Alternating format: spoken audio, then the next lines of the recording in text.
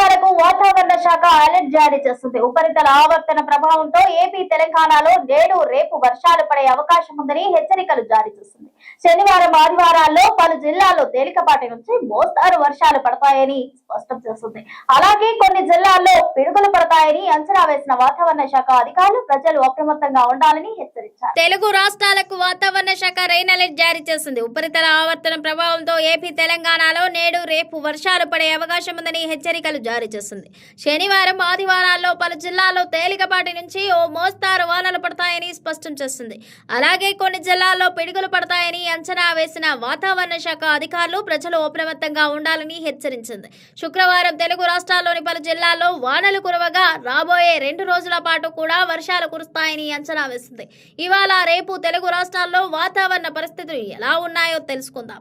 శనివారం విశాఖపట్నం, అనకాపల్లి, కాకినాడ, కోనసీమ, కడప, తిరుపతి, చిత్తూరు, పోలవరం, శ్రీకాకుళం, విజయనగరం, మన్యం, అల్లూరి సీతారామరాజు, ఏలూరు, కృష్ణా, ఎన్టీఆర్, గుంటూరు, బాపట్ల, అన్నమయ్య, శ్రీ సత్యసాయి, పశ్చిమ గోదావరి, తూర్పు గోదావరి జిల్లాల్లో వానలు పడే అవకాశం ఉందని వాతావరణ శాఖ అధికారులు స్పష్టం చేశారు.